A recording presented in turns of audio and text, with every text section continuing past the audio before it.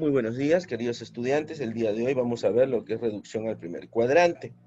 Consiste en relacionar las razones trigonométricas de ángulos de cualquier magnitud con las razones trigonométricas de ángulos agudos, para lo cual se presentará tres casos, ¿no? Como lo dice su nombre, es reducirlo o llevarlo al primer cuadrante, es decir, convertirlo en un ángulo agudo, menor a 90 grados.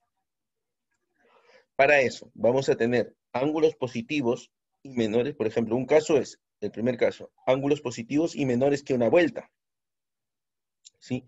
Ángulos positivos y menores que una vuelta. En este caso, para poder reducir al primer cuadrante los ángulos positivos y menores que una vuelta, bueno, vamos a tomar en cuenta lo siguiente. Vamos a usar cuadrantales del eje X o cuadrantales del eje Y. Profe, ¿a qué se refiere? Mira, por ejemplo, alfa va a ser cualquiera, vamos a llamar el ángulo teta, perdón, va a ser cualquiera de estos puntitos negros. O alfa o teta, como querramos llamarlo. Llamemos un ángulo, en este caso, alfa, así como en el dibujo.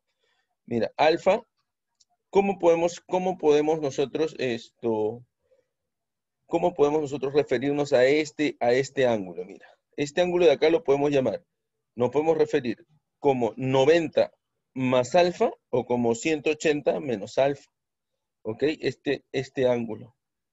Profe, y en el siguiente caso, mira, tenemos este ángulo que está aquí en el tercer cuadrante, lo podemos definir como 180 más alfa o como 270 menos alfa.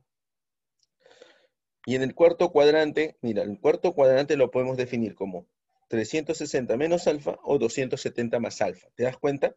Es un cuadrantal, uno de los cuadrantales, más un poquito más un ángulo, ¿ok?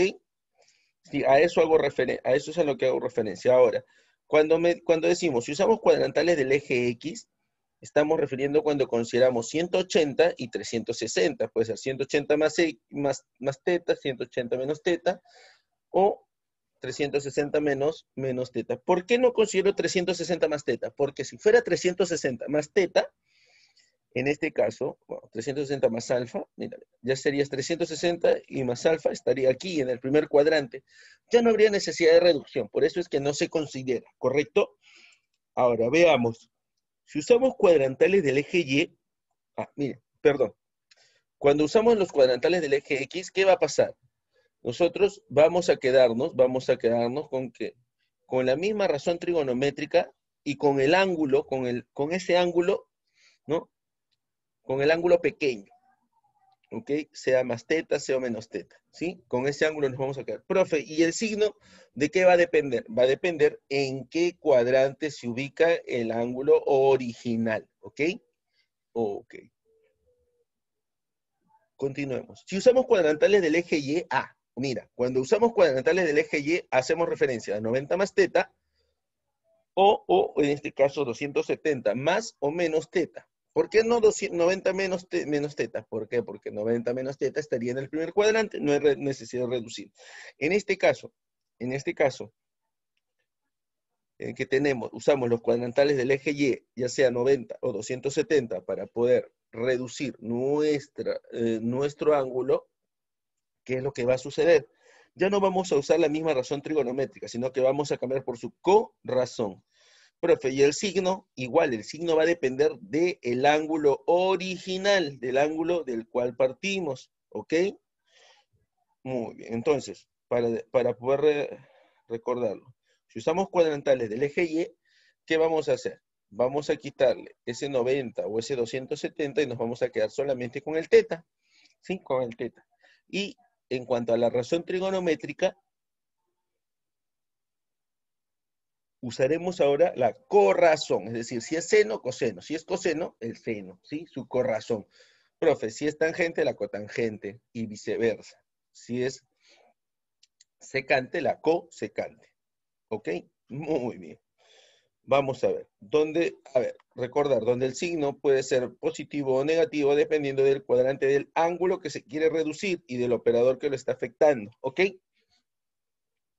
Aquí tenemos que considerar a qué a qué cuadrante pertenece el ángulo original y cuál es, en este caso, el valor de dicha de dicha razón trigonométrica de dicho operador en ese cuadrante, ¿ok? Muy bien, continuemos.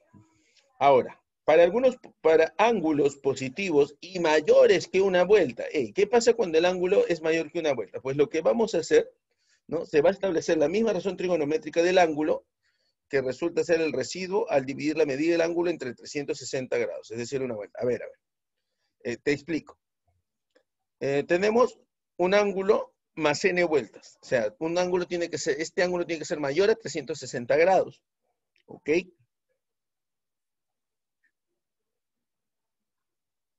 ¿Cómo vamos a reducir este ángulo? Pues vamos a dividir el ángulo original, lo vamos a dividir entre una vuelta. Si te dan el ángulo en sexagesimales, lo divides entre 360. Si te dan, por ejemplo, el ángulo en radianes, pues lo divides, en este caso, ¿cuánto sería una vuelta? 2pi, entre 2pi. ¿Sí? Muy bien. ¿Y qué va a ser? Un detalle.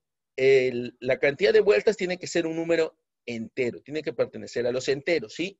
Es decir, tiene que ser una cantidad exacta de vueltas, ¿sí?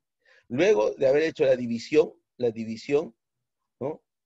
Tú vas a tener el ángulo menos n vueltas y te va a dar un residuo. Ese ángulo va a ser el ángulo que nosotros con el cual vamos a trabajar. Tú sabes, ¿no? Divisor, dividendo, cociente, ¿verdad?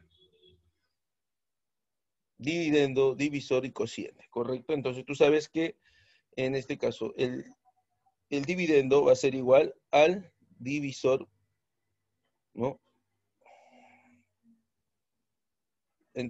Por el cociente más el residuo, ¿correcto? Divisor por el cociente más el residuo.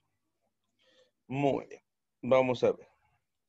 ¿Cómo vamos a trabajar en este caso? En este caso, cuando son ángulos positivos y mayores que una vuelta, vamos a trabajar con la razón trigonométrica y con el ángulo reducido, es decir, con el residuo que va a dar luego de la división.